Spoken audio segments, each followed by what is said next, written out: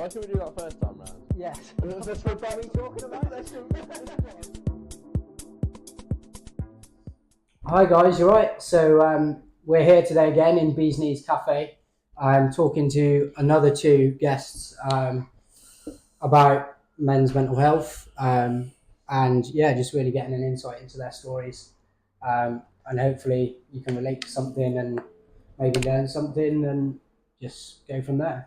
But right, so yeah, we got Mick today and yeah, Mick, just we want you to kind of dive into your story and share what you're willing to share and just kind of advise anyone that's relating to your situation, you know, if they relate to how you were feeling, thinking or anything at the time. Yeah. You know, and yeah, just have a chat about you and your experience. Yeah. Well, first of all, I could say that, or I can say that 2.5 years ago, when I thought about taking my own life again, I found a poster in work about Andy's Man Club, and I recognised that I do something to stop me killing myself, basically. I can tell you a little bit about the ways I thought I was going up the stairs, thinking that I was going to hang myself in the loft. I went on a cruise with a wife and her sister and her husband, and I was going to jump, things like that. And this all stems from early experience with me as a child. I'll keep it as short as I can. My dad died when I was 18 months old. My mum married again, second time, and he beat my mum up every night, basically. And I remember hanging on to his leg to try and stop him at 5 years old, trying to stop him beating my mum up, you know. And so I went through the next few years in my early childhood, and then one day I got stopped by a guy on the street. We all tell our kids, I've got grandkids now and daughters, we all tell our kids not to go in the car with strangers. Yeah. I did exactly that at 12 years old. I got in this car and he proceeded over the next few months to sexually abuse me. It turned out, I won't mention his name because I don't like mentioning his name. He turned out he's probably the worst paedophile this country's ever seen. I can tell you now, there's at least 2,000 victims of this guy. He's no longer with us now, and I make no bones about it. I'm glad. It doesn't bother me whatsoever. No. So I went on. I escaped his clutches a few months. I can tell you graphic stuff. You can use your imagination what I used to do. The graphic bits for me were, I can still smell the guy. He had that smell about him that I've never known since. He had that smell. I can still see the wallpaper in his bedroom where he used to take me. I can still smell the bed sheets, and I lived my life bad-tempered, miserable, got involved with football violence in my teens, left home when I was 16, much to my mum's disappointment, and I lived the life of a single guy up till I got married at 20. I lived in bedsits, flats and stuff. And so I got married at 20 and the love of my life, you know, she's been brilliant. But I never divulged what happened to me, to my wife, until a few years ago when I broke down. I've spent, and my wife would tell you, ever since we've been married, I've never slept. I might have had 3 or 4 hours a night if I'm lucky. I used to wake up in the night with flashbacks. Sometimes I would have nightmares, and the wife would say to me, "You didn't sleep last night. What's wrong?" "No, I'm fine." You know, and you do these things as men and boys, don't you? I'm fine. And it went on and on and on until, as I got older, I never forgot it, and I never will. But I thought about all the things that was affecting me, why I was miserable, why I used to bite people's heads off, why I was in trouble with the police. And I'm not making no excuses for this. I'm not using the abuse as an excuse for that. But now I look at it, and with the counselling I've had and Andy's Man Club, I think I had to play a part. I gotta own up and say to the guys that I've been nasty to and had arguments with, I'm sorry, guys, but I had this thing in the back of my head all the time. You know what I mean? I could not shake this thing. I'll give you one instance. The guy used to do a lot of the markets around Devon and Cornwall. To go away in his car, and then he would take me to places, and basically he would have 3 or 4 friends in a play garage or whatever, and I was basically passed around. So memories like that I will never shake. Never shake. What it does makes me angry and makes me want to kick out. It makes me want revenge. I told my counsellor, Lindsay, bless her, she was absolutely brilliant. What is it you want? She said, and I said, I want peace. I said, I want to go to sleep at night and not. Excuse me. That's all right.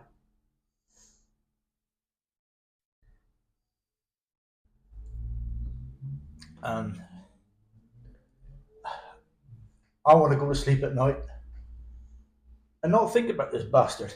Yeah. It's difficult. I can imagine. And I had a plan when he was still alive. I was going to wait outside the prison for him, and I was going to shoot him. I was going to kill him. That's it. And I thought that would be the end of my nightmare. I realise now that at the age of almost 67, that it probably wouldn't have done me any good, and I would have gone away, rightly so, for it. I'm not sorry he's dead. He died in prison. There's a lot of guys around Plymouth, Devon and Cornwall that are probably not around to tell the tale now. And I would say that, yes, I want peace. I want revenge. My counsellor said to me that the best form of revenge you can have now, Michael, is to live your life as best you can. And when she said that to me, I thought, why didn't I think of that before? I'm a granddad, 3 times over. I'm trying. I retired 12 months ago. I'm trying to do the best I can, but I still have fits of rage, and it's boiling inside of me all the time. When I get that rage, it's like, I should be old enough and responsible enough to stop it, but it gets me. It still gets me, and like I said, I can still smell the guy. I got off lightly. There are guys that I know that were in his clutches for years. There are guys that belong to a foundation started up when they were abused by this guy. I've never been along to one of them. I held my secret in for 50 years. 50 years.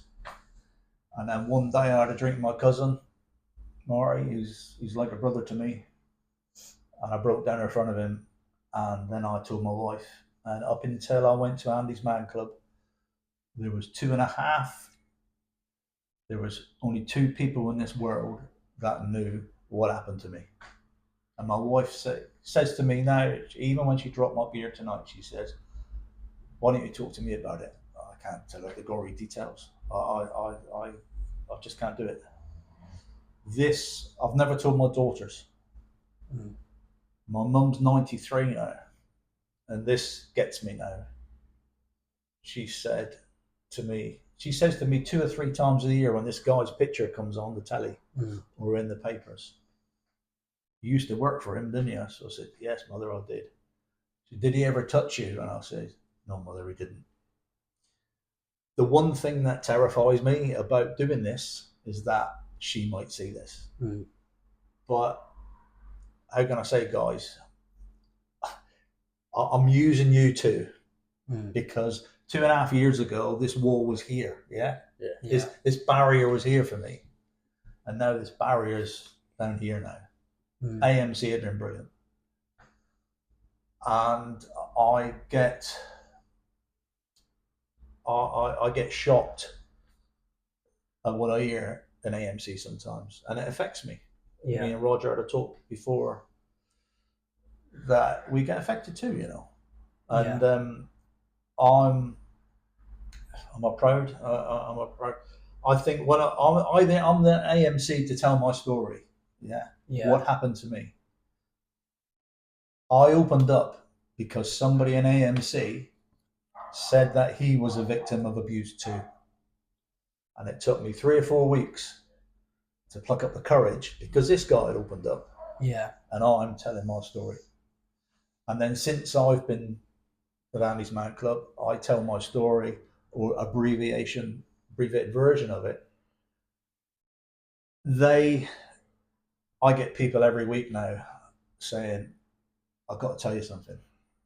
I'm being abused by my uncle. I'm being abused by my parents. Or am I being abused by my teacher or my piano teacher or whatever it is, you know. And more and more people come out. I think kids now are more savvy now than they were in 1969, 70 when it happened to me. What with the internet, Facebook, social media, there's a lot more encouragement, isn't there, to I speak think so. out. And there's a lot more people there to talk to. But when I was 11, 12 years old, I mean, I was born in 1958, you know. All we had to play with them days was a football. That was it. And a tin can to kick around the street, you know. So I get emotional still. But I will say that in 2.5 years since I've been going to Andy's Man Club, if I can give something back now and let some of these guys come out and tell their story, I'm hoping that it doesn't make them worse. That's my first worry. Yeah. What have I done? I've made this guy now open up to say I'm being abused. It's always it, isn't it? Right? You don't know if... But what it's done to me is that the more and more I talk about it, it's almost like a therapy, and the weight is going down and down and down. You see what I mean? Yeah. About the barricade. I was forever putting barricades up. Now the barricade is there now. So this is a big step for me, doing this. A really big step. I wouldn't have done this without my counsellor the last 12 months. Lindsay, I don't see her anymore because the sessions have ended. I was worried about the sessions ended, but she has been brilliant. Yeah. She taught me and got more tears, got more emotions out of me than I've ever done in my life. Because at the end of the day, all I wanted to do was pour my emotions out to somebody. Do you get me? I that's right. My wife's been brilliant, you know. But do I really want to put all this on her? Do I really want to do it? Yeah. You know? And I'll give you, for instance, I said about a cruise. I went on a cruise a couple of years ago with my wife's sister and her husband. Over 7 nights, I wasn't good company. I wasn't good. I had this feeling that this is going to be the time. I was on the verge still of saying, I've had enough. My wife went in the shower, and I went to the balcony, and I thought, fuck this, I'm off. I really did. I had to apologise. Well, let me finish that bit first. I was almost there, and then the door opened from the shower, and I thought, she's going to come out and find me now. Not there. You know, yeah. What's she going to do? The same feeling I had when I thought I was going to hang myself in the loft hatch. I thought, somebody's going to find me, and I don't want it to be my wife or my kids, you know. So I on this cruise then, I wasn't good company, and I went out for a meal with them a few months after, and I had to apologise to him. And so this was, I've been going to Andy's Man Club a few times then, So I thought it's only right, and I apologised to them over a meal and said, "This is what's happened to me." And then the ball started rolling, and I thought, do you know what? Did I really want to tell her sister what's happened to me? I'm not looking for sympathy. I just really need. Sometimes I just need an arm around me. You know what I mean? Does that make sense? Yeah. And I thought, do you know what? I felt better now. I've not justified it, but I've said to him, look, this is why I'm like that. I'm sorry, but I've been a miserable bastard most of my life. And her sister come and give me a hug, and it started from then. I started opening up more in Andy's fan club, more and more and more, till I'm at this stage now. So thank you guys for letting me do this. But thank you. this is a big step for me, you know. And I'll get emotional. And let me give you another angle of this. You can imagine anybody's imagination. Any horrible thought you can think of what happened to me, it did. You know, I went through the guilt. Why did I let him do it? The shame, the stigma. I can't tell anybody because what will they think of me? You know what I mean? And again, my counsellor Lindsay was like, give me reasons why I shouldn't be doing that, you know, because I was a 12-year-old guy, you know, I was a 12-year-old boy. I didn't have no control whatsoever. No. I was 7 stone, 8 stone, whatever it was, you know what I mean? I was a little lad. And she's right. I got to think that, you know, my age now, I keep going to me, why didn't I stop this guy?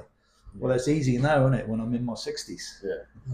But when you're 12-year-old, 11, 12-year-old, and you're vulnerable, I didn't have a clue what was going on. I didn't even know that it was wrong at the time. You see what I mean? Yeah. I wasn't very long at a primary school, you know? So it's almost like telling the story is sometimes I said to the meeting last night, I feel as though I'm repeating myself, but do you know what? There's other guys that come out and say, Mick, I'm going to tell you something now in the group, because I wouldn't have said this unless I heard you do it. And Roger will tell you that giving things back now. Yeah. And I hope I'm helping people do the same.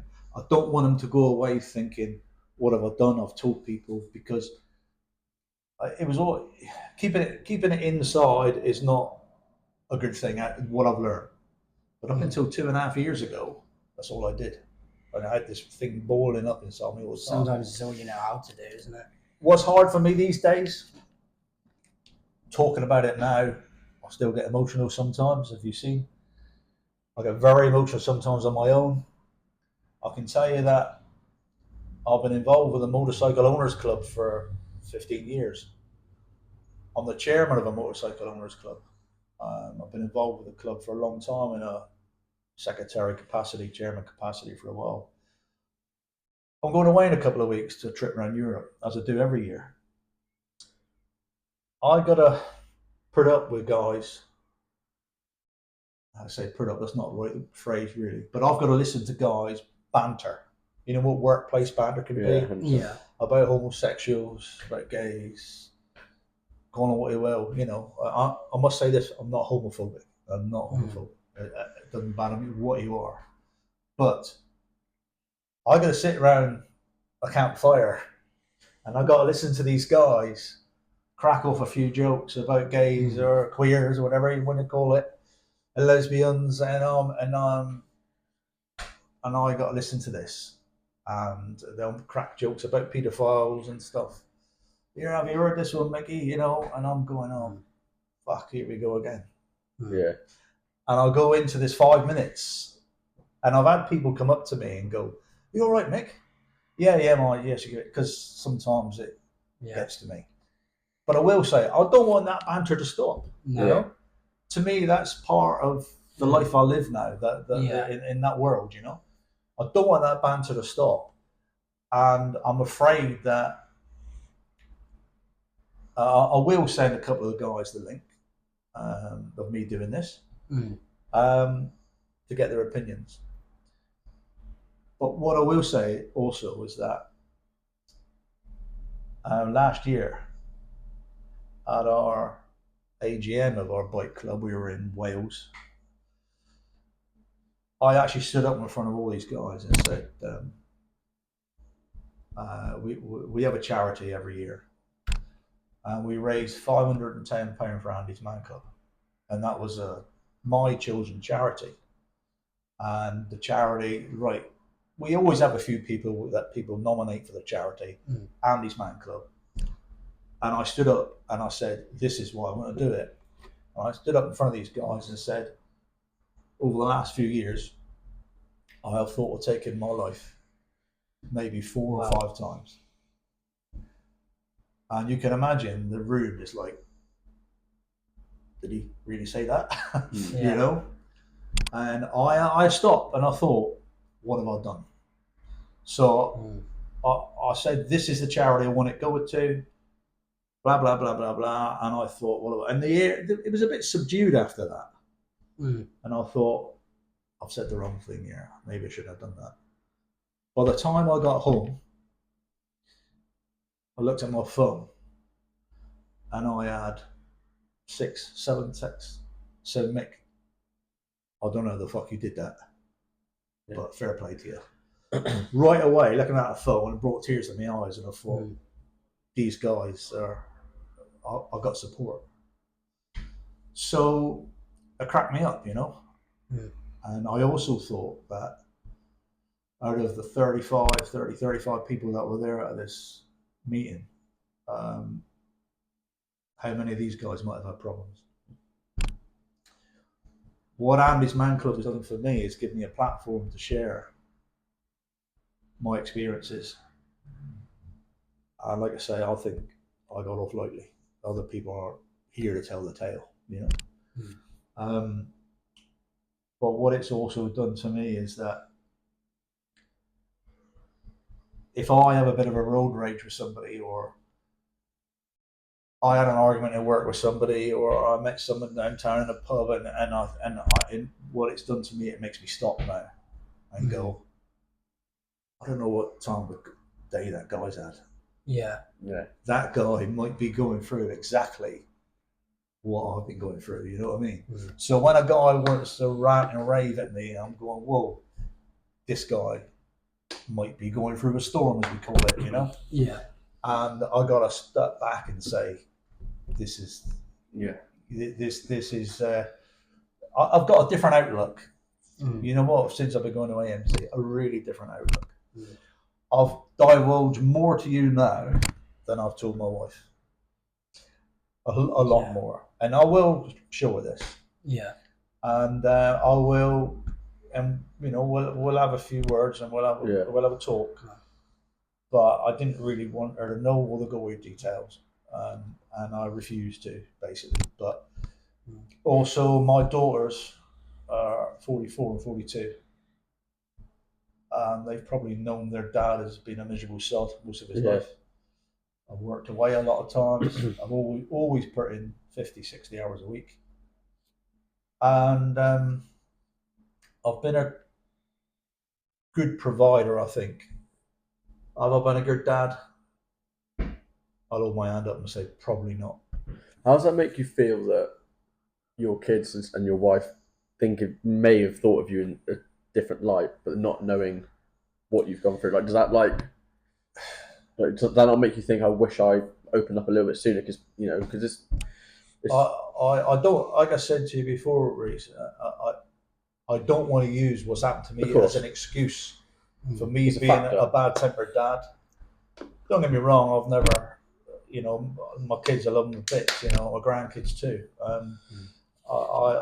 I don't think I've been a good dad because I worked away a lot of the time, but sometimes when I've come home, I've had no time for the kids. I've been away 6 days a week. I've come home and my head's gone, Yeah. So, I've got to apologise to them for that, but I've not told them why. Yeah.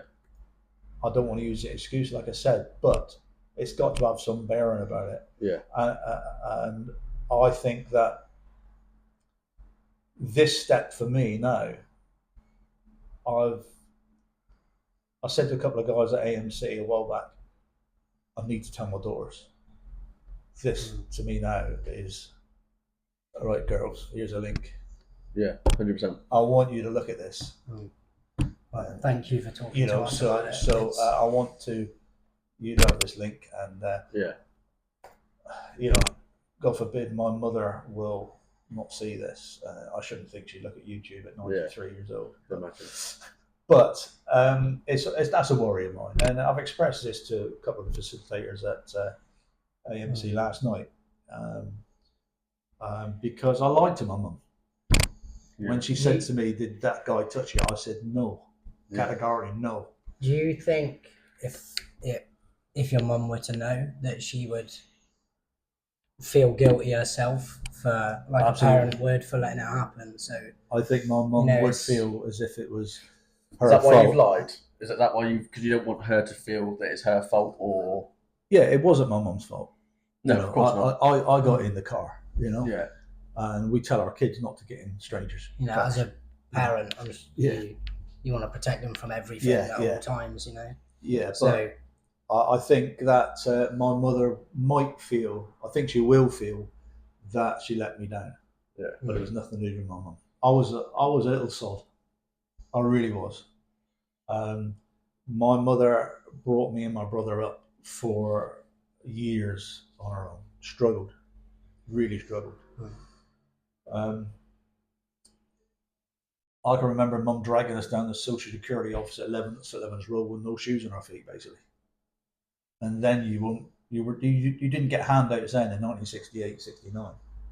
Not like they get handouts now. Yeah.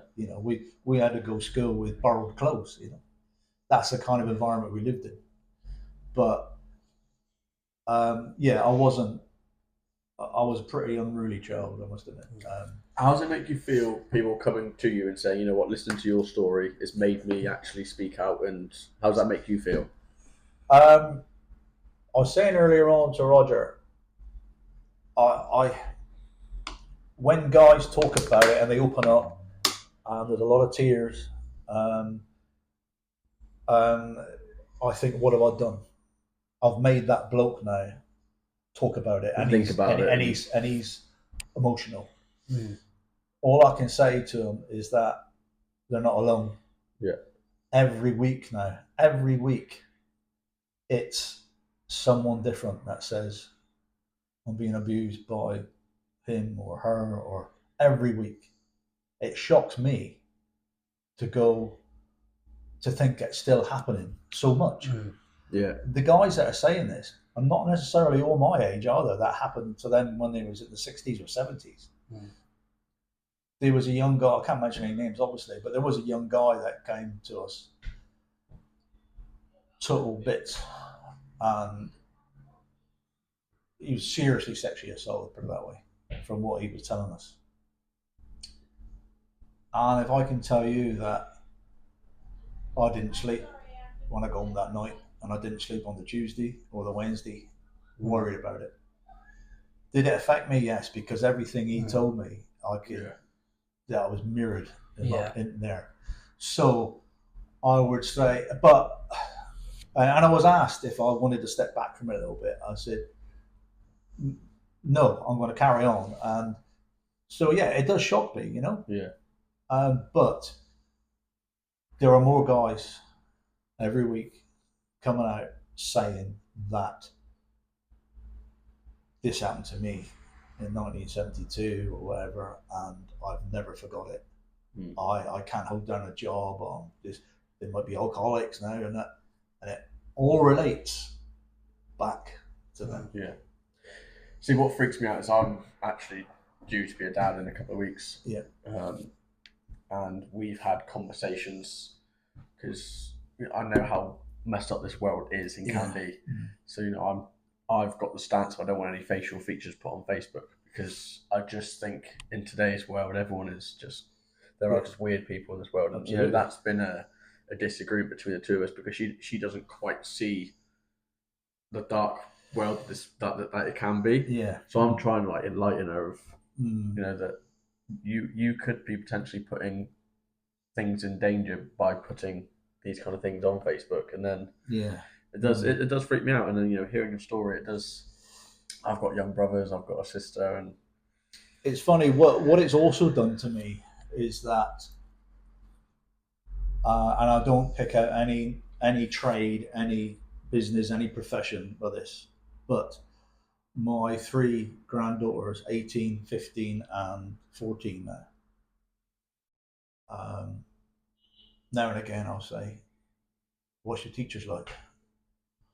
What's your gym master like? Yeah. What's your tutor like?" They're in a position with vulnerable people, aren't they? It's like, and it's just something that I can I say.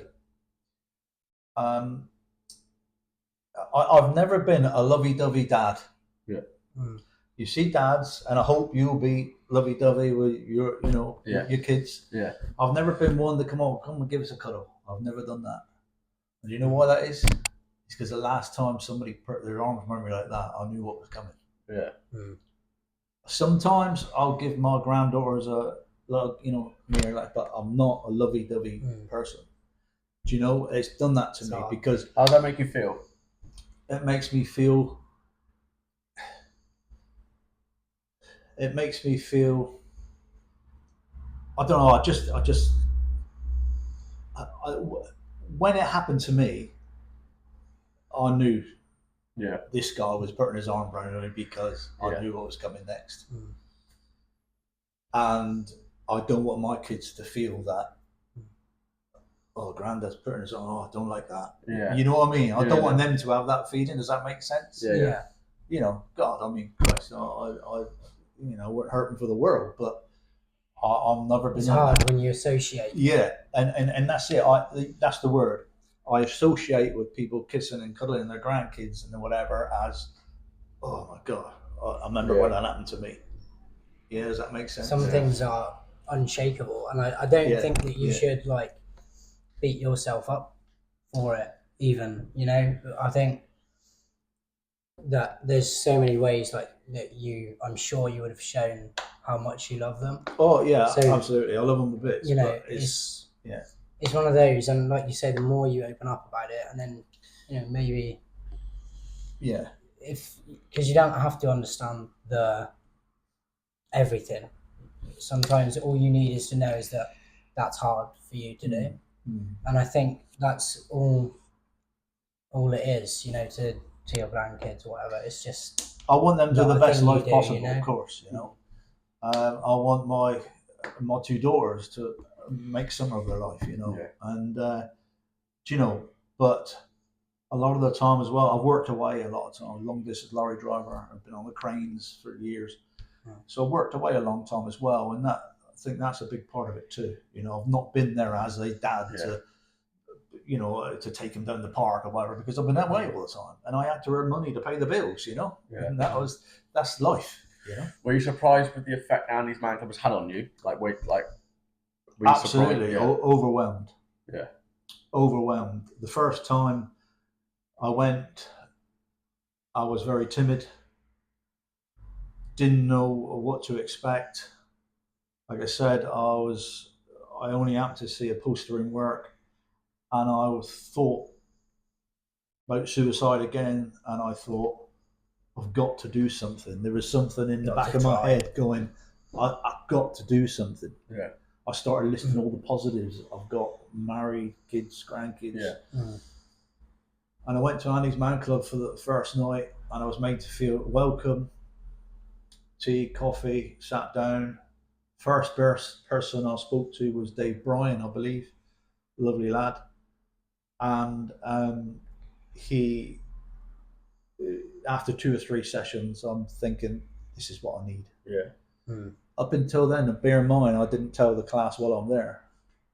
Oh, what's the reason for being there, Mick? Oh, well, I've not been feeling myself lately. I've had suicidal thoughts. And it took me probably a month, 4 sessions, maybe 5, before I heard this other guy talk, and I thought, that guy's brave. He's got some balls. Admitting that you were a victim of sexual abuse as a male is hard, you don't, what's your mate's going to think? You know what I mean? It's the shame, it's the guilt, you know. It's a stigma. It's a stigma around it, you know. I had a mate from primary school, and on chance, my mum was staying with her gran. So she's older, she needs taking care of. Auntie, who she lives with, is she was away on holiday, so mum's there taking care of her. So I've gone up to see mum, and her old friend Anne. Well, I won't say any more names, but she was there, and I was talking to her because we went to school with her son. So he was obviously our mate in the same year in primary school, and then it comes out about this has happened to them. And, you know, like you said, what your mate's going to think. I never saw him any different. Right. You know, it just really hurt to know. Like, again, and he was trouble, you know, he's a bad kid. He's like playing up and, you know, and then again, my dad never knew his dad. And he's always had an anger at the world, you know? So it's like, it gives you that anger inside. I think that like you say, you just wanted peace. You don't want to do those things necessarily. And peace is the one thing that I wanted. I still want. I want peace. That I want to go to bed some nights, every night, and not think of it. You know. Okay, Andy's Man Club, talking about it makes me think about it every day still. But I think the biggest thing I get out of it now is that rather than it's been a ball and chain on me back now, it's actually making me step forward now while I'm helping other guys. Yeah. That's what me and Roger do it, because helping other guys, and hopefully what we're doing tonight will also encourage people to come out, because all I wanted to do was have a platform to tell somebody. Yeah. That's all I wanted to do, you know. And my wife, bless her, I just didn't have the balls. Yeah. So knowing what you know now, do you wish you spoke out a lot sooner than you did? Absolutely. I wish I did this 30 years ago. Yeah. 30 years ago, we were in 1995, say. Was there any groups like this? I don't know. I really don't know. Well, because we say, you know, like nowadays, where you said we're more savvy and we'll speak out about it and stuff like that, but it's not off our backs, it's off your backs, because you're being brave, incredibly brave, by coming out and saying these things. And like the same way you did, you heard him saying, my God, he's so brave doing that, and then you've used him, and then he's given you the courage. It's domino effect. And it's through you that our generations are able to feel more like we can do this. Absolutely. We call it sliding doors, you know, and every week somebody comes out and says, I've been abused. You got to talk about it, you know. It's good to talk. It might be a sentence and you go, it's good to talk. Exactly what it is. Yeah, exactly. I get there now and I'm with guys that are gone through or going through exactly what I did in a roundabout way, you know. And you go, you know, we're saying we're not there to give advice. And as much as I know the professionals, my last counsellor, Lindsay, was fantastic. You cannot beat life experience. You know, my life experience has told me how I'm going to deal with this. Yeah. I used to deal it by kicking out and getting in trouble and stuff like that. And but I deal with it now by telling everybody, by telling people. And if the good thing comes out of this, what we're doing here tonight is, I can go into a pub and somebody say, yeah, brilliant, Mick. I don't know. I'll be made up. But I'm also aware that somebody might take the piss out of me. Yeah. Does that make sense? Yeah. 100%. I don't think anyone who's any sort of person with any values would. Well, you're right, of course. but it's always that in the back of my head, Of you know. course. I'm going to send the link to a few people that I know and I trust in my work, and that's about it. You know, I'll I think you know, what you got to know is that it may have that, you know, there's always a potential. You never know how people are going to react. no, But the good that comes from you being open and talking about it and sharing the experience for you and for the people that listen is, I think you can put a price on that, and you can. I think my friends, my genuine friends, will understand. Yeah. But I still got to apologise that I've been a miserable bastard most of the time. And I'm not using it as excuse, but maybe it's time I started saying, "Hey, come on, this is what happened to me." Do you think now, with the position you are in, where you've opened up and you're able to lessen this weight that's on you, do you feel the change in you as a person, like to those around you? And Absolutely. I'm sleeping better than I've done for a lot of years. I take meds. I won't go into details, but I take meds. That helps. I wish I could stop the meds, but it's worrying to me if I stop them. I won't sleep again, you know. But I have learned to listen and be sympathetic, where before my patience was very, very thin. And I was one of the first guys to say, "Fucking man up, will you?" Now I realise, after being in these groups, you might have someone that's about to take his own life. The worst thing you can say to that person is "man up." When this guy's probably tried everything in his power to make the situation better and it hasn't worked, saying "man up" to that guy can be the thing that tips him over the edge. And that's one thing I do not say anymore. And that applies to everybody. You know, when I said to you earlier on, you don't know what that guy's going through. We're not counsellors. We're not there really to give advice, but we can share life experiences with them, and we can say, "Mate, you're not alone," and we can somewhere just we can you know, put an arm around them maybe and say, "Mate, this is what I did. This is how I cope with it," you know. So giving something back, yeah.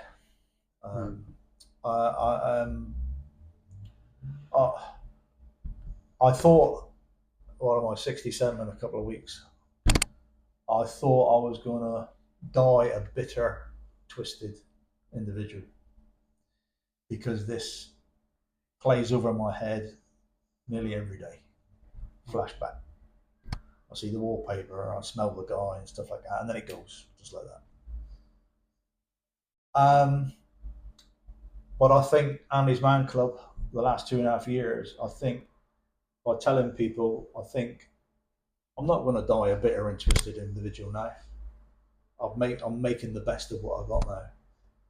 I said to myself a couple of years ago when I started telling people my story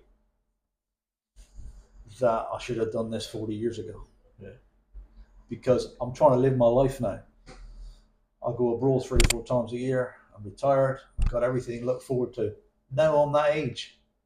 If I talked 20 years ago, you see what I mean? Yeah. I'd have enjoyed another 20 years, wouldn't I? It's not to say I haven't enjoyed my life with a wife, but I'm saying I maybe would have looked at life with a bit more lightheartedness, you know what I mean? Yeah. So all you're trying to do is get guys through the door and say, "Just come in, mate, have a cup of coffee. Just sit there if you like, just listen to somebody." Yeah. They'll take what they want out of it and go home and come back. I said to Roger earlier on, we had 2 guys, and the guys know who they are. I won't mention no names. Just after Christmas, they both started coming. One guy self-harmed quite regular. Another guy is a victim of abuse. And I considered they were on the verge of ending it all. They've been very emotional. They've been very open in what they said. And I looked at them last night, and for the first time, I think, since they've been coming, they smiled. Wow. Yeah. They started grinning, and they had a laugh and a joke. And one guy actually said, "Well, life goes on, doesn't it?" Wow. And I went, 4 or 5 months ago, you would not have said that. Yeah. Something's just And, fucking and just by being in the group, it's like, wow, man. And I went home last night actually feeling quite pleased, not just for myself, but for the group as a whole, because these two guys now, they're starting to live a bit now, and the young guys, you know, they start living a bit. But yeah, God, if I had Andy's Man Club in the 70s and 80s, I wouldn't be talking to you now. That's the truth. Yeah. I want to thank you for your time. No, absolutely. Thank you. I'm using you too, as a platform. So yeah, well, it's been quite a good thing to talk about. I don't think it's spoken about enough. I don't think there's enough coverage on it. Enough light. You get the odd few programs here and there, but I think it's such a deep thing that you can either know the surface, and then as soon as you start going in, it's just a hard thing to.